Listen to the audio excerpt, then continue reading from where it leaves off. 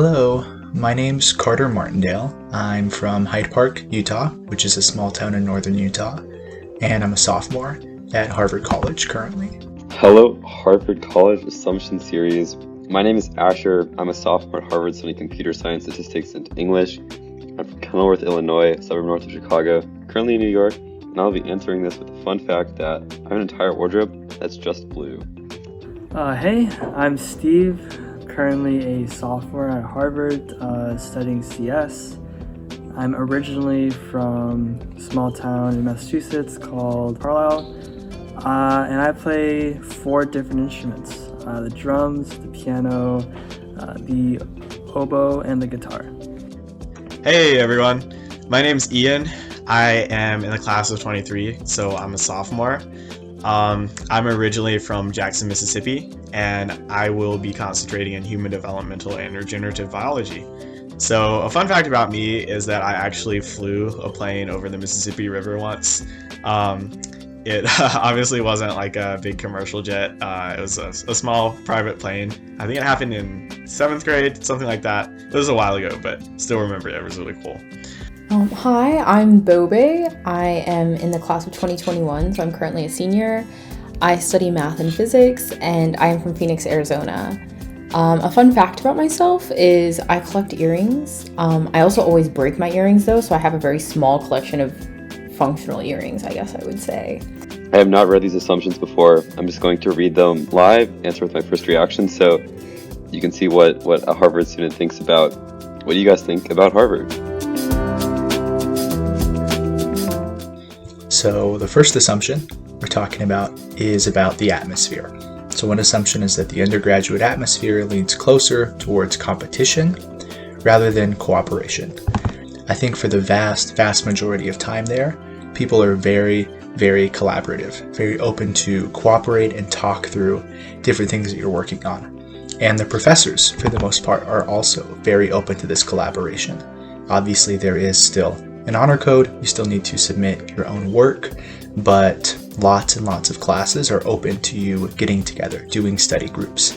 I can always count on my friends or people that are in the same class as me to help me out if I need it. And of course, if a person comes up to me for help, then I will help them as best I can. I think one of the beautiful things about Harvard is that once you've gotten into Harvard, once you're in the gated community, you're elevated to a point where people have privileges where competing with each other is less important than figuring out what you want to do and doing it well.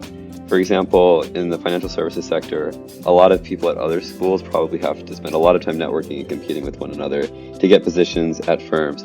Harvard students love to collaborate, and in a sense we have to collaborate because the academic rigor of a lot of the courses sort of is made easier when students sort of pool together to work on problem sets together. And I know I definitely, my freshman year, bonded with a lot of people in the wee hours of the morning, just grinding through P-sets, which is actually really fun, and it's a great way to get to know people.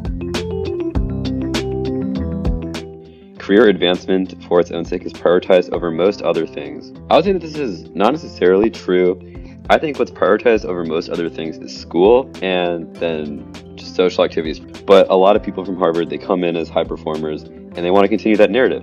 So they just prioritize their academics. They're not really sure what they want to do.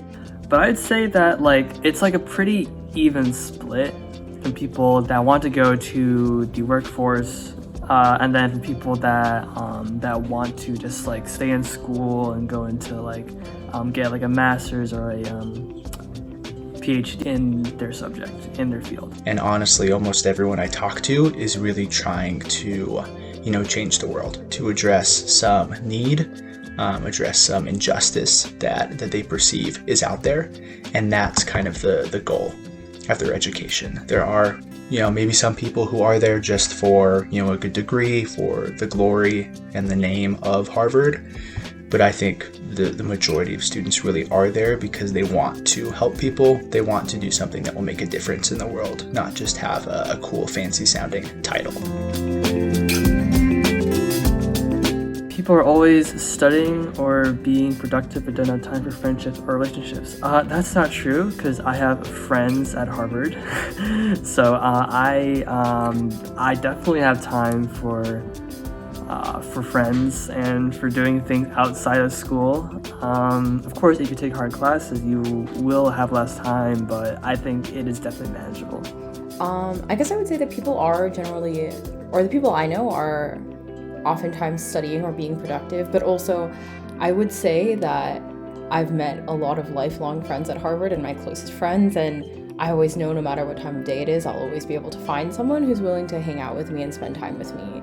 Despite the academic rigor of Harvard, there are a ton of opportunities to make friends. There are so many extracurricular organizations that are accessible to Harvard students, and that's something that I'm super grateful for. So yes, you definitely can make friends, and it's not hard either. In the dining halls, you can always just essentially sit next to whoever you want and just strike up a conversation. People are very, very excited to get to know you and your story, where you come from, what you're passionate about. And even in the libraries, when we're in a place to study and get work done, people are goofing off, telling jokes. So it seems like, from my perspective as a sophomore, freshmen and sophomores spend a lot of time being productive. Of course, we need to figure out what we want to do with our lives. But I've heard that it definitely becomes a different climate junior and senior year when people start finding the people who they like the best. Assumptions: they are smart, they're very smart and educated and guaranteed to be successful in life. The smartest, coolest people, smart. I will say that people impress me all the time with just how amazing they are, and how brilliant some of them are, or kind, or perceptive, or how great listeners they are, or how cheerful, and the way that some people can just light up a room with their smile. I think it's stuff like that actually is one of the best parts of the school. And I know this isn't me preaching the school, or this shouldn't be that, but I do think that it's really special. And the people are brilliant, yes, but there's so much more than that. Everyone is very smart. That doesn't mean that everyone did amazing on standardized tests, but everyone is very bright, able to understand material, understand what's going on. They know how to learn, they know how to study, and people are just very put together, honestly, is what I feel like. You'll be talking to a person that's in your class, just chill, and then it turns out that they're ranked top 5 in math in the entire world or something like that, and it's actually crazy, just the type of people that you'll meet.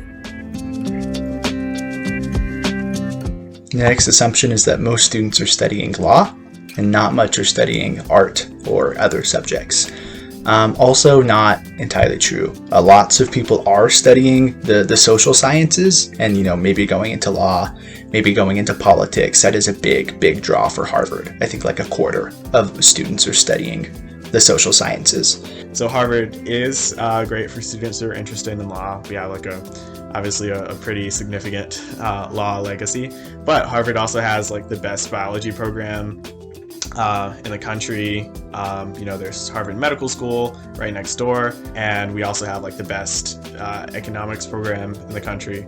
I would say law is not the subject that most people are into. It's more of econ and CS.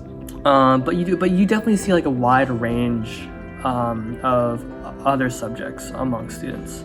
Most students are studying economics, CS, applied math, or one humanities, maybe in equal proportion, those 4. Of course, all of these are verifiable online. It definitely seems like people are not really studying law too much, so I'm not sure where the assumption is coming from, but people study a really wide array of subjects. Harvard students had a really high SAT score or a very high GPA. I think that's generally, I don't know. I don't want to say for the entire student population, but I think for most people that you meet, they will probably have one of the two. But that's not saying that you can't get in if you don't have a high SAT score or a high GPA. I've met people who are extremely smart, extremely talented. They weren't at the very top of their class, which is what most people expect Harvard students to be. That's not entirely true. So yes and no, I would say. Not everyone there has perfect SATs, ACTs, or had all A's in high school, and it's not a requirement. I mean, the average SAT or ACT, the average GPA at Harvard is very high because there are a lot of students who did well on standardized tests, who did well in high school as far as grades go. But that's not necessarily a requirement, nor is it like everything you need to go to Harvard. Harvard is really, really holistic about who they bring in. And so while doing well on tests and having a good GPA is like an indicator that you'll do well at Harvard, that you're not going to get super overwhelmed with the course load or with the tests, that's not everything that Harvard looks for. They pull out all-nighters. I personally would say I probably pull an all-nighter like maybe once a semester, but I would say that's usually less because of the classes and more because I just kind of procrastinate on all of my work and just need to get something done for one night. So I wouldn't be too scared about pulling all-nighters. Yes, not always. I avoided, I think I only had one all-nighter my first year on campus, and that was due to very poor planning on my part. And so like lots of people do pull all-nighters, whether because like they have really, really big assignments or because they spend a lot of time socializing. Honestly, I think it's usually the latter. There are of course some people who do that and really have whack sleep schedules, but for the most part, like people sleep pretty well. And sleep's really important, I think, in college, more so for me than it was in high school. So I would say pulling out all-nighters is not a true assumption. The next assumption, is that most of us are all white. I'm not the best person to ask about this. I come from Utah, so like the whitest of white places. So honestly, Harvard is amazingly diverse for me. The first place I've gone to school where I really, feel like I'm not the odd man out. Maybe. I'd say like more than 50% is white, but like just above 50%. Maybe a bit below, maybe in the 40s. Everyone is really rich. This is not true at all. There is like a stigma that all Harvard students are like rich. They can like pay for all their college education. They come from a long line of like Harvard family. But I met all sorts of people from all different types of like economic backgrounds, and I can confidently say that this is not the case. People have really big egos / are arrogant. Not true. A lot of people I met are extremely humble, and like Harvard is a great space to like meet people like that who are just absolutely crazy. They are crazy in a good way. I think people have some sense of pride and comfort maybe with what they've done, where they feel assured that they have done something, where they're somewhat secure a little bit in that. But even in those cases, I think what's more dominant is that a lot of people feel just some imposter syndrome, as you might expect, some restlessness, some desire for all that they could be.